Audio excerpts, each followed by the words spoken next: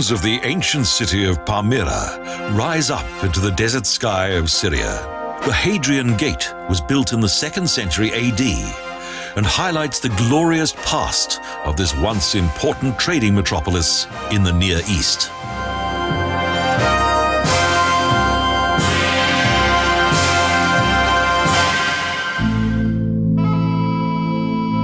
Why Palmyra is often referred to as the city of 1,000 columns becomes obvious when seeing this fine avenue.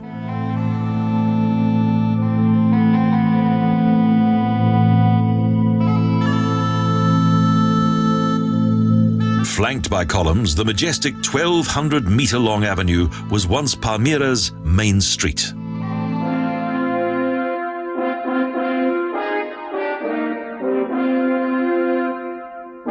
The city still holds many secrets, such as the Senate building, about which little is known.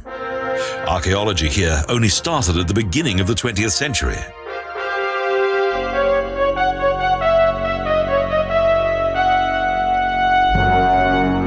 As with many of the city's other buildings, this impressive theatre dates back to the 2nd century AD and was discovered in the 1950s.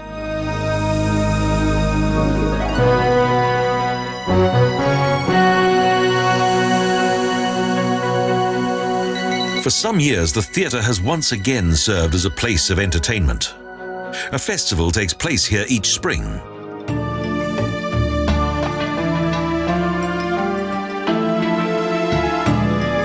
Close to the Agora, once a farmer's market, is Palmyra's striking main landmark.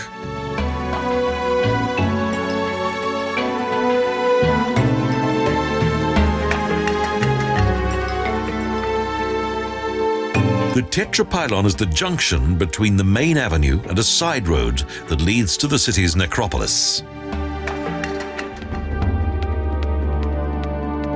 During the expansion of the Roman Empire, Palmyra grew in significance.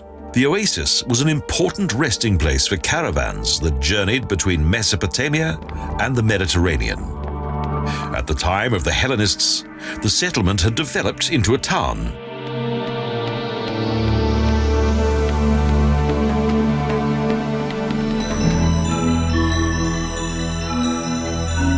Thanks to its good relationship with the Parters, whose kingdom covered large areas of Mesopotamia, the city was tantamount to being a mediator between the world powers of that time.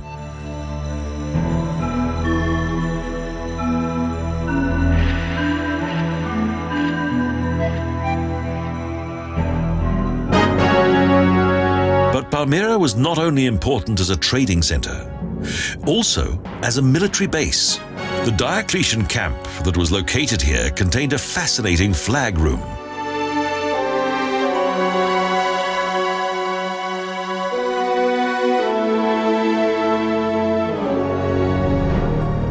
Between the 2nd and 3rd centuries AD, the city's trade grew and grew.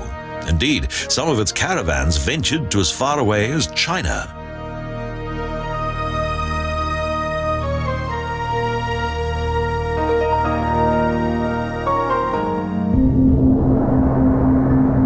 The great wealth of Palmyra's inhabitants was also manifested in life after death, in the necropolises, such as the Valley of the Graves.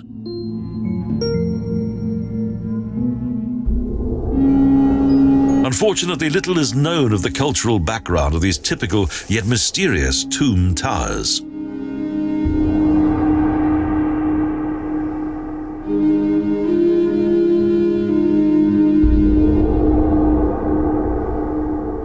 They were built up to a height of 5 stories and accommodated around 200 urns.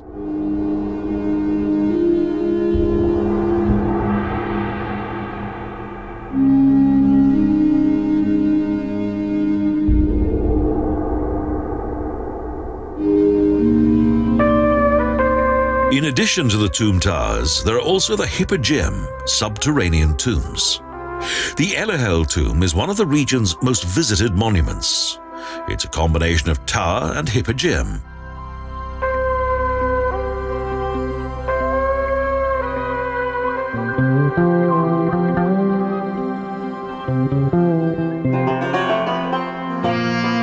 The subterranean Hypogaum of the Three Brothers was not discovered by archaeologists, but by laborers.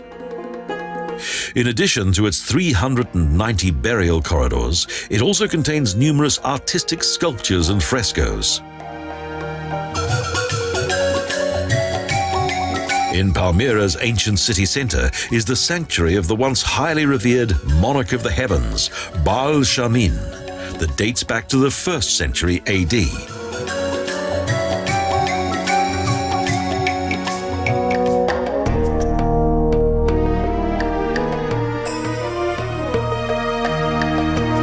The sanctuary is surpassed in size by the temple of the West Semites' main deity, Bel, that in Palmyra was also known as Bel or Bol.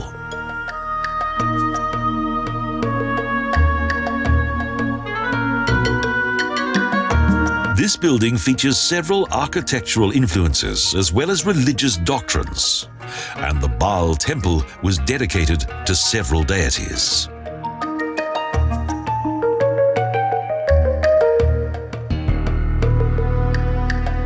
Situated in their respective niches, along with a statue of the main Bel deity, there are also statues of the moon deity, Aglibol, and the sun deity, Earibol.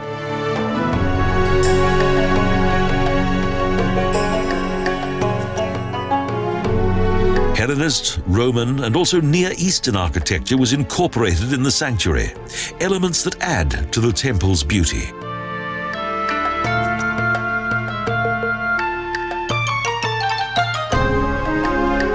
Ionic columns indicate Palmyra's cultural and close relationship with Greek antiquity, upon which the city was founded.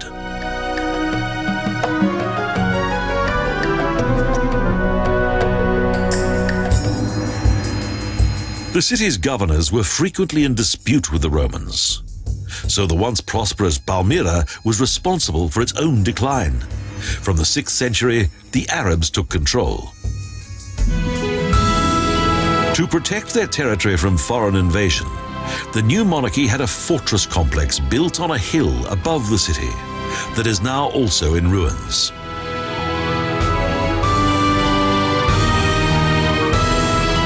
The Arabian Hill Fortress provides a marvelous view across the ancient metropolis and the surrounding desert landscape.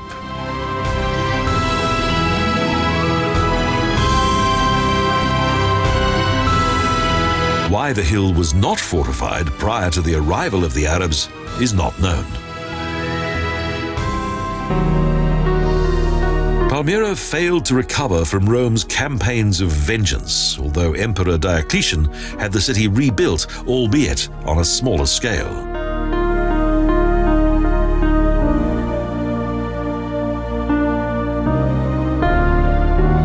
Palmyra's provocative declaration of independence during the reign of legendary Princess Zenobia cost the city not only its wealth, but also its very existence. From the 7th century AD, the magnificent trading metropolis gradually fell into decline. The city was almost completely wiped from the map. Thankfully, however, today these atmospheric ruins serve as a reminder of Palmyra's glorious past.